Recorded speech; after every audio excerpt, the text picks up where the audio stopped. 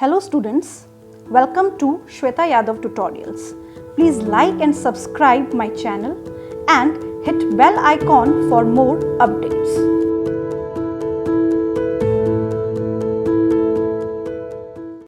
Last video में हमने blood pressure के बारे में पढ़ा था, पल्स प्रेशर के बारे में पढ़ा था। अब कुछ इंपॉर्टेंट बातें blood pressure and pulse pressure से रिलेटेड। ब्लड प्रेशर वेरी करता है, जैसे अगर कोई पर्सन एक्साइटेड है, इमोशनल है तो ब्लड प्रेशर इंक्रीज होता है। ड्यूरिंग एक्सरसाइज भी ब्लड प्रेशर इंक्रीज होगा।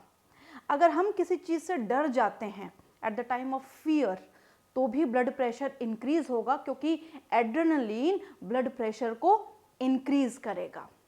ओबियोसिटी के कारण भी ब्लड प्रेशर इंक्रीज होता है। ओबियोसिटी का मतलब है जो मोटापा है वो भी ब्लड प्रेशर को बढ़ाता है। जब हमारी ब्लड वेसल्स में कंट्रैक्शन होता है तो भी ब्लड प्रेशर इंक्रीज होता है। ब्लड वेसल्स में दो चीज़ें होती है, एक होता है वैसोडायलेशन, एक होता है वैसो कॉन्स्ट्रिक्शन। जब हम बात करते हैं वैसो कॉन्स्ट्रिक्शन की, that is the contraction of the blood vessels, तो भी ब्लड प्रेशर इंक्रीज होगा।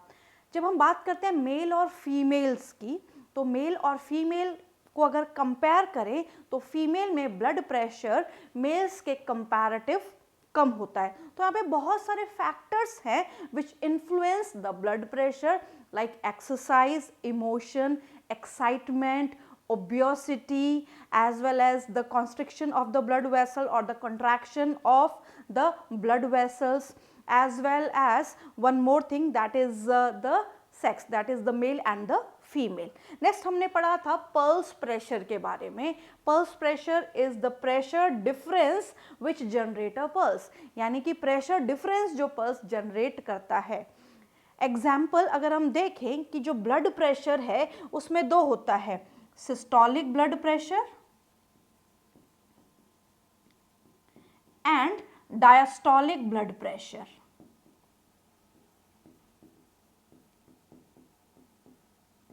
Systolic blood pressure and diastolic blood pressure. अब पल्स प्रेशर क्या होता है?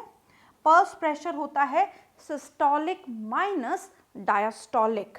तो यहाँ पे सिस्टोलिक में से जब डायस्टोलिक को माइनस करते हैं तो सिस्टोलिक की रेंज क्या थी? That is 120 mm of Hg minus diastolic की 80 mm of Hg। So what is the pulse pressure? The pulse pressure is 40 mm of Hg. So what is the range of the pulse pressure? What is pulse pressure? The pulse pressure is the difference in the pressure which generate a pulse. कितना होता है? 40 mm of Hg. Now in this particular video we will discuss about the certain disorders related to this particular chapter. So सबसे पहला जो disorder हम पढ़ने जा रहे हैं that is hypertension. नाम से समझ में आ रहा है, हाइपर मतलब ज़्यादा, कोई भी चीज़ का ज़्यादा होना, that is hyper. It is also called high blood pressure. इसको हाई ब्लड प्रेशर भी बोला जाता है, या नॉर्मल भाषा में इसको हाई बीपी बोल देते हैं। हाइपरटेंशन और high blood pressure is the occurrence of persistent systolic arterial pressure more than 140 mm of Hg and diastolic pressure is 90 mm of Hg। अगर इसको साधारण भाषा में हम बोले तो हम क्या बोलेंगे कि हमारा जो नॉर्मल ब्लड प्रेशर है that is 120/80 mm of Hg है। हमारा नॉर्मल ब्लड प्रेशर क्या है? 120/80 mm of Hg। 120 is systolic, 80 is diastolic blood pressure, जिसको हम नॉर्मल हाई ब्लड प्रेशर या नॉर्मल लो ब्लड प्रेशर भी बोलते हैं। अब अगर ये लगातार अपनी range 140/90 mm of Hg show करने लगे, परसिस्टेंटली ये रहे, तो इसको हम बोलेंगे high blood pressure. This is high BP, high blood pressure. अभी जो हाई ब्लड प्रेशर है ये मैनेजेबल है। मैनेजेबल कैसे है? ये ब्लड प्रेशर की दवाई लेने से मैनेज हो जाता है। अब कौन सा मैनेजेबल नहीं है? अगर हम इस रेंज को भी बोलें तो इस रेंज को भी हम हाइपरटेंशन बोलेंगे, बट हम बोलेंगे कि मैनेजेबल रेंज है। बट ऐसी कौन सी रेंज है जो मैनेज नहीं हो सकती? वो रेंज है अगर ये 140 से भी बहुत ज़्यादा एक्सीड कर जाता है, 220 बाय 120 mm ऑफ Hg अगर ये हो जाता है, तो इसकी वजह से क्या होता है, जो आर्टरीज में प्रेशर होगा वो ज़्यादा होगा। ऑल्दो आर्टरीज की जो वॉल है वो इलास्टिक वॉल है, वो ब्लड प्रेशर को झेल सकती है, टॉलरेट कर सकती हैं, बट एक सर्टेन रेंज तक, एक पर्टिकुलर रेंज तक ही तो कोई चीज़ टॉलरेट होगी। अगर बहुत ज़्यादा प्रेशर है तो आर्टरीज जो हैं वो बर्स्ट हो जाएंगी, और बर्स्ट होने की वजह से ब्लड क्लॉटिंग हो जाएगी, इसको हम कहेंगे haemorrhage. So here the high blood pressure must be manage, ये मैनेज हो सकता है। 140/90 वाले प्रेशर की हम बात कर रहे हैं।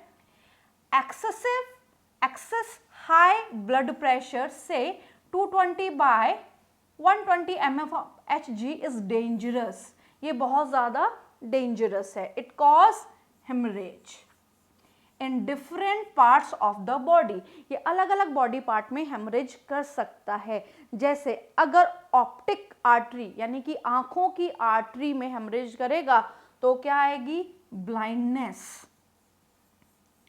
ड्यू टू ऑप्टिक आर्टरीज क्या आएगी? ब्लाइंडनेस। नेक्स्ट हम बात करते हैं अगर रीनल आर्टरी, रीनल का मतलब है अगर किडनीज में ये हेमरेज करता है तो डिजीज का नाम क्या होगा? नेफ्राइटिस।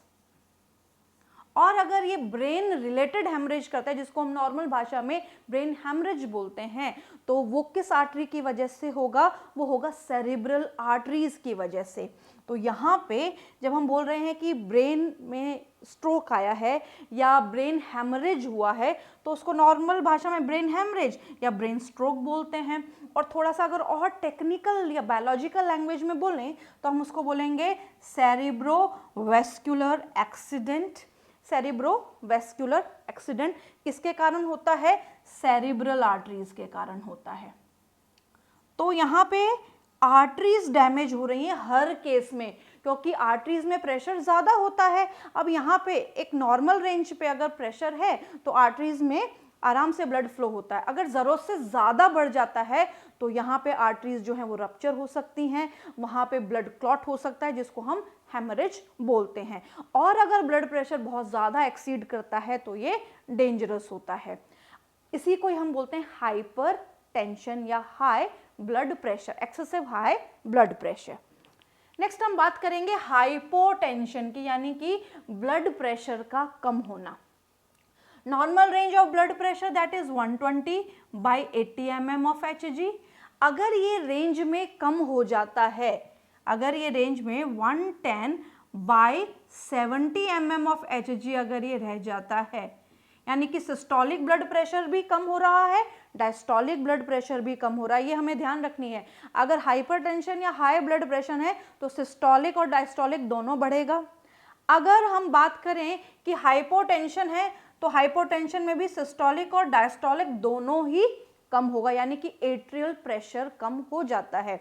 अब एट्रियल प्रेशर कम होने से क्या होता है, यहाँ पे जो कंडीशन होती है, एक तो जो वेल्व्स होते हैं वो डिफेक्ट्स शो करते हैं, तो यहाँ पे इट कॉज परसिस्टेंट। अब यहाँ पे परसिस्टेंट की वजह से क्या होता है? वैसोडिलेशन ऑफ आर्टरियोस, रिड्यूस वेस्कुलर पंपिंग, यहाँ पे जो वेंट्रिकुलर पंपिंग है वो रिड्यूस हो जाती है, कम हो जाती है। वेल्वुलर डिफेक्ट्स, जो मैंने आपको अभी बताया, वेल्वुलर डिफेक्ट होने लगता है। और डाइट में डेफिशिएंसी हो जाती है, और डाइट में डेफिशिएंसी की वजह से होता है एनीमिया। अब यहाँ पे ये सारी चीज़ें क्यों हुई? हमारी बॉडी में जो ब्लड है वो एक प्रेशर से फ्लो होता है। अब जो वेन्स है हमारी, उनमें प्रेशर कंपैरेटिवली आर्टरी से कम होता है, तो यहाँ पे क्या होता है, यहाँ पे जो आर्टरियोल्स हैं वो फैलने लगते हैं। डायलेशन का मतलब है वो फैलने लगते हैं प्रेशर कम होने की वजह से। जब उनमें डायलेशन होता है उसका कारण क्या है? वेंट्रिकल्स को जितना प्रेशर से ब्लड देना चाहिए था, वेंट्रिकल्स ने उतने प्रेशर से ब्लड नहीं पंप किया। तो यहाँ पे क्या बोला जा रहा है कि जो वेंट्रिकुलर पंपिंग है वो भी रिड्यूस होती है। उसके रिडक्शन से जो आर्टरीज हैं उनमें प्रेशर कम होता है। आर्टरीज में अगर प्रेशर कम है तो आर्टरियोल्स में भी प्रेशर कम होता है और वो डायलेट होने लगती हैं, और यहाँ पे क्या वेल्वुलर डिफेक्ट्स होने लगते हैं और खाने में कमी आने लगती है या एनीमिया होने लगता है। तो ये सारे किस में होते हैं? हाइपोटेंशन में। नेक्स्ट हम बात करेंगे वेरिकोसा वेन। वेरिकोसा वेन बेसिकली वो कंडीशन है जो ज़्यादा लंबे समय तक खड़े होने की वजह से होती है। जैसे कोई व्यक्ति है तो वो लंबे समय तक उसकी स्टैंडिंग जॉब है या वो बहुत लंबे समय तक खड़े होकर काम करता है, तो खड़े होकर काम करने की वजह से वेन्स जो हैं उनकी थिकनिंग हो जाती है, पैरेलली उनमें दर्द होने लगता है और यहाँ पे जो वेन्स हैं उनके वेल्स में डिफेक्ट आ जाता है। तो यहाँ पे कौन कौन सी कंडीशन होती है?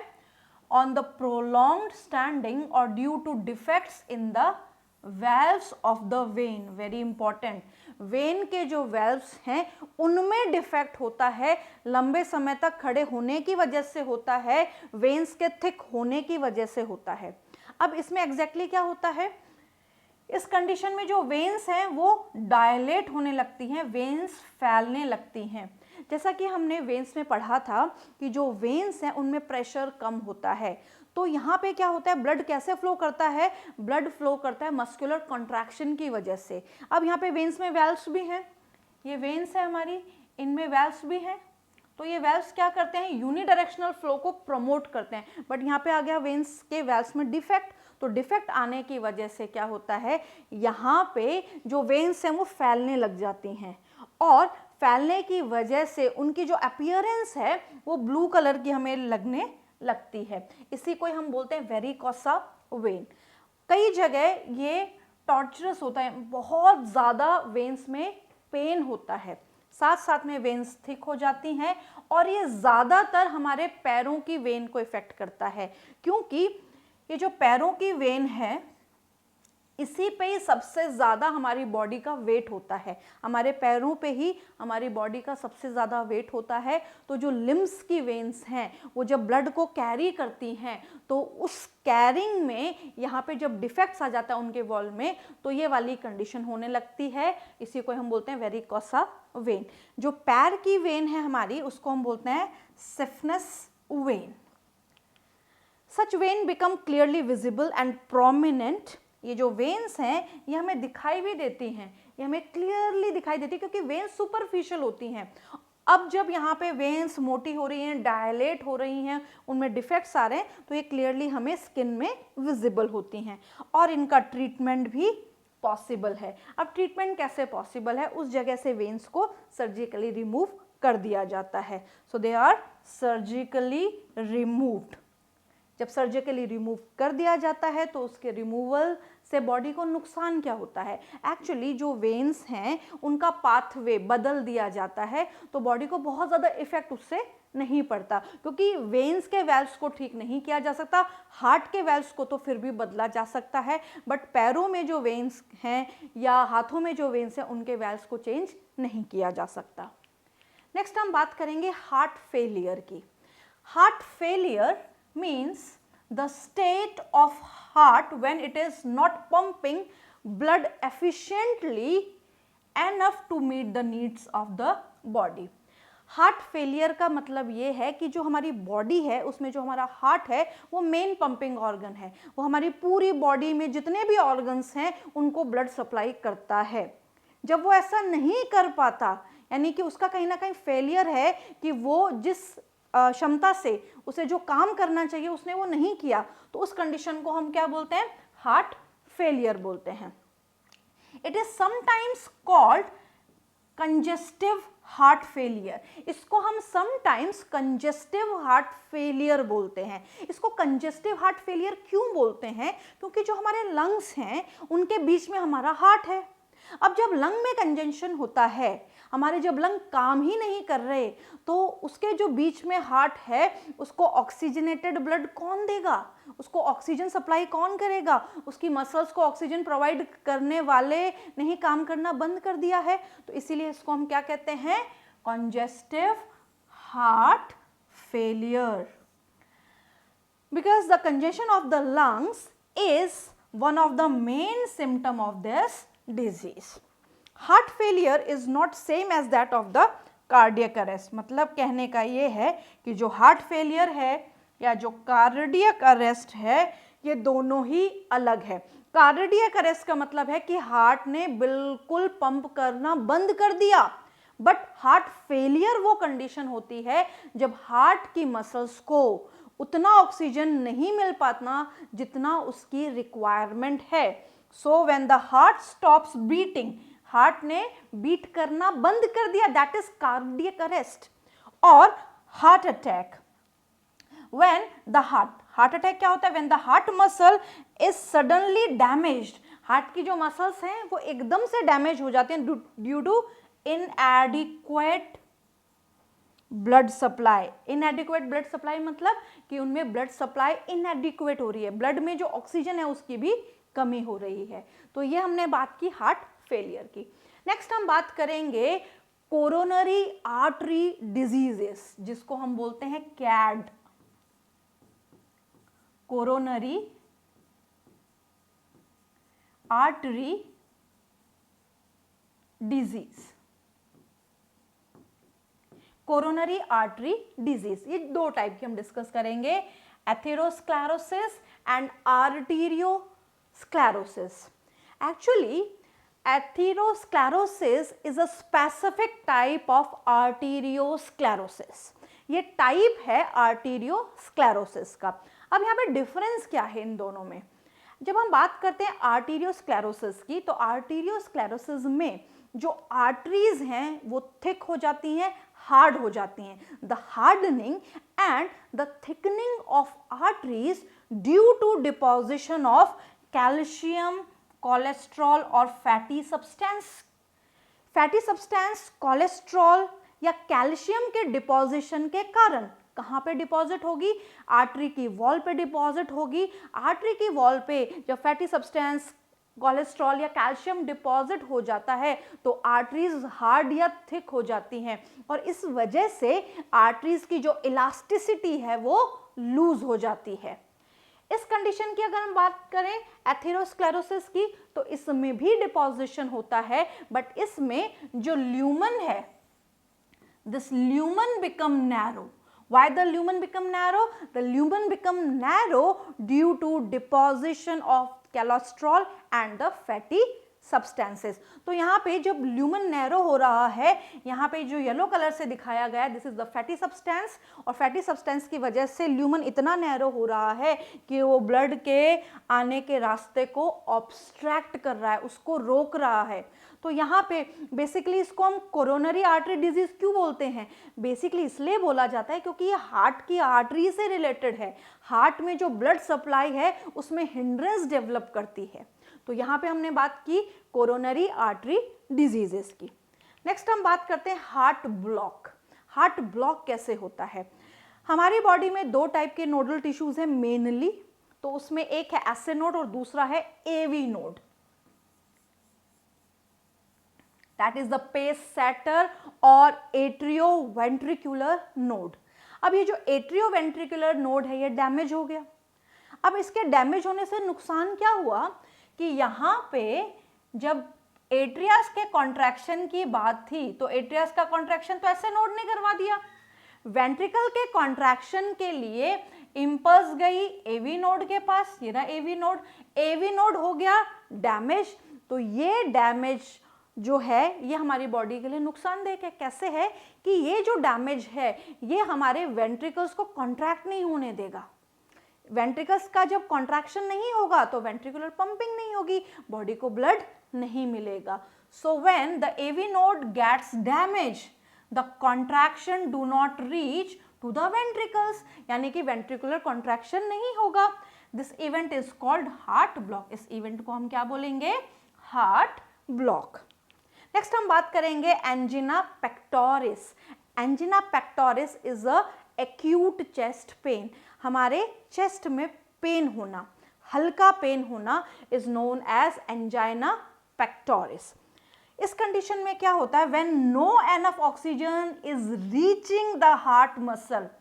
हमेशा ये ध्यान रखना है हमें कि जो हमारा हार्ट है उसकी जो मसल्स हैं उनको एप्रोप्रिएट ऑक्सीजन मिलना ज़रूरी है, उनकी डिमांड के हिसाब से ऑक्सीजन मिलना ज़रूरी है, क्योंकि ये ऐसा ऑर्गन है जो हमारी बॉडी के लिए ब्लड पंप कर रहा है, तो उसको भी ऑक्सीजन चाहिए, उसको भी ब्लड चाहिए।